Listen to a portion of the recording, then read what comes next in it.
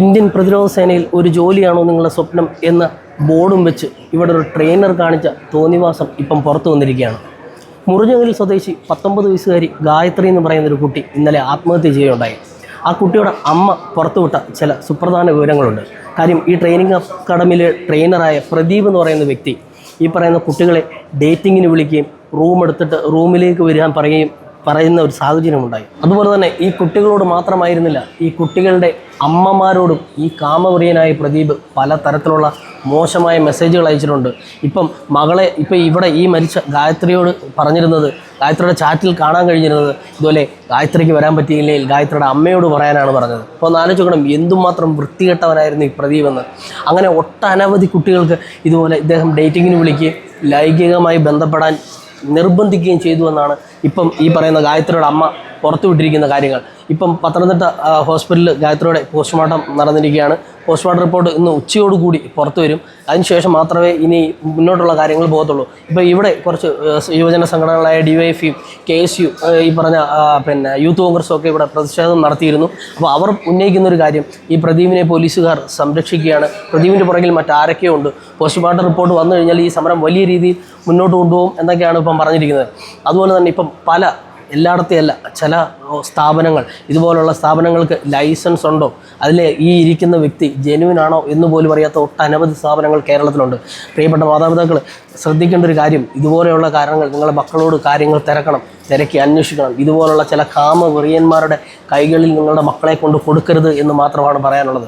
കൂടുതൽ വിവരങ്ങൾ നമുക്ക് ഈ പറഞ്ഞ യുവജന സംഘടനകളായ കുറച്ച് ആൾക്കാരോട് തന്നെ നമുക്ക് ചോദിച്ചിട്ട് വരാം. കുറേ കുട്ടികളുടെ ഫോട്ടോ വെച്ച് ഫ്ലെക്സ് അടിച്ചുകൊണ്ട് ആ വിദ്യാർത്ഥികളെ, അവരുടെ സ്വപ്നങ്ങളെ, എത്രത്തോളം വിദ്യാർത്ഥികൾ സ്വപ്നം കാണുന്നുവോ ആ സ്വപ്നത്തെ വിറ്റുകൊണ്ട്, അതിനെ കാശായി വിറ്റുകൊണ്ട് പോരാതെ അവരെ നേരത്തെ പറഞ്ഞതുപോലെ ഡേറ്റിങ്ങിനടക്കം വിളിച്ചുകൊണ്ട്, ആ വിദ്യാഭ്യാസ സ്ഥാപനമാണെന്ന് പറഞ്ഞിട്ട് അതിൻ്റെ നടത്തിപ്പുകാരന്മാർ ഡേറ്റിങ്ങിനടക്കം വിളിച്ചുകൊണ്ട് പെൺകുട്ടികളെയും ആൺകുട്ടികളെയും ഇങ്ങനെ ചൂഷണം ചെയ്യുന്ന സ്ഥാപനങ്ങൾക്ക് നേരെ, മുഴുവൻ സ്ഥാപനങ്ങൾക്കും നേരെയും യൂത്ത് കോൺഗ്രസ് വരും. ഇത് അവസാനത്തതായിരിക്കണം. ഈ കുഞ്ഞിന് പറ്റിയതുപോലെ, ഈ സുഹൃത്തിന് പറ്റിയതുപോലെ, ഈ സഹോദരിക്ക് പറ്റിയതുപോലെ ഇനി വേറൊരാൾക്കും ഇത് സംഭവിക്കാൻ കേരളത്തിൽ പാടില്ല എന്ന് മാത്രമാണ് യൂത്ത് കോൺഗ്രസിന് ആവശ്യപ്പെടാനുള്ളത്. ഇത് ഇത്രയും സമയമായിട്ടും ഒരു ചെറിയ കേസ് പോലും എടുക്കാതെ ആർക്ക് വേണ്ടിയിട്ടാണ് ഈ പ്രതികളെ ഈ പോലീസ് സംരക്ഷിക്കുന്നത്?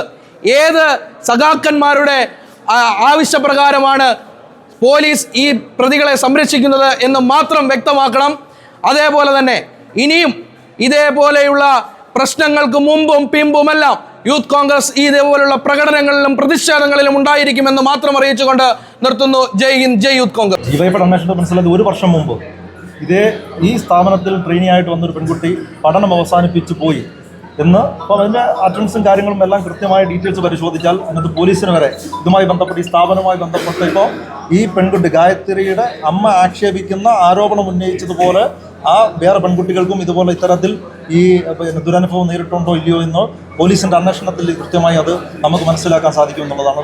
ഈ ട്രെയിനർ പ്രദീപ് എന്നാണോ ഇത്തരത്തിലുള്ള? അതെ, ട്രെയിനർ പ്രദീപിൻ്റെ ഭാഗത്തു നിന്നാണ് ഇത്തരത്തിൽ മോശമായി ഈ ഇടപെടൽ ഉണ്ടായിട്ടുള്ളൂ. ഈ സ്ഥാപനത്തിൽ ലൈസൻസുമായി ബന്ധപ്പെട്ട് അതും പരിശോധിക്കേണ്ടത്. ലൈസൻസുമായി ബന്ധപ്പെട്ട് ഞാനത് സൂചിപ്പിച്ചു. ലൈസൻസുമായി ബന്ധപ്പെട്ട് ഇത്തരം ട്രെയിനിങ് സെൻ്ററുകൾ നടത്തുന്നത് ലൈസൻസ് ഉണ്ടോ ഇല്ലയോ എന്നുള്ളത് പരിശോധിച്ചാണ് പോകേണ്ടത്. അപ്പോൾ ഇതുമായി ബന്ധപ്പെട്ട് ഡിവൈഎഫ്ഐയുടെ അടുത്ത സ്റ്റെപ്പ് എന്താണ്? അടുത്ത സ്റ്റെപ്പ് ഇതുമായി ബന്ധപ്പെട്ട അന്വേഷണം, പോലീസിൻ്റെ അന്വേഷണം നടന്നുകൊണ്ടിരിക്കുകയാണ്. ഇപ്പോൾ പെൺകുട്ടിയുടെ പോസ്റ്റ്മോർട്ടം നടന്നുകൊണ്ടിരിക്കുന്നു.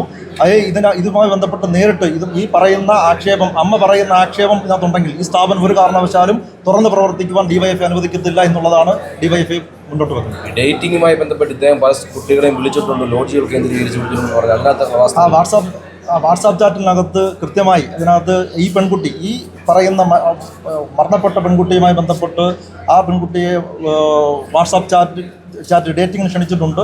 അതിനകത്ത് അമ്മ പറയുന്ന ഒരു ആരോപണം എന്ന് പറയുന്നത്, മകൾ വന്നില്ലെങ്കിൽ അമ്മ കൂടി വന്നാൽ മതി എന്നുള്ളതാണ് ഈ പ്രദീപ് എന്ന് പറയുന്ന ആൾ ആ വാട്സാപ്പ് ചാറ്റിനകത്തും അതുപോലെ തന്നെ അദ്ദേഹത്തിൻ്റെ പല ഇതിനകത്ത് ഫോണിൽ കൂടിയും പറഞ്ഞിട്ടുള്ളത് എന്നുള്ളതാണ് ആ അമ്മ പറയുന്ന ആരോപണം. ആ ആരോപണത്തിൽ ഡിവൈഎഫ്ഐയുടെ നിലപാട് അത് ഉറച്ചു ആ ആരോപണം അത്തരത്തിലുണ്ടെങ്കിൽ അത് ആ അമ്മയുടെ മാത്രം അനുഭവമായിരിക്കത്തില്ല അമ്മ പറഞ്ഞത്.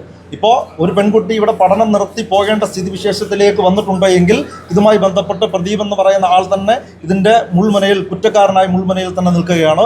അതിൻ്റെ പോലീസിൻ്റെ അന്വേഷണം മുറയ്ക്ക് നടക്കട്ടെ. പോലീസിൽ നമുക്ക് വിശ്വാസമുണ്ട്. ആ പോലീസിൻ്റെ അന്വേഷണം കൃത്യമായി ഇപ്പോൾ നല്ല രീതിയിലാണ് മുന്നോട്ട് പോയിക്കൊണ്ടിരിക്കുന്നത്.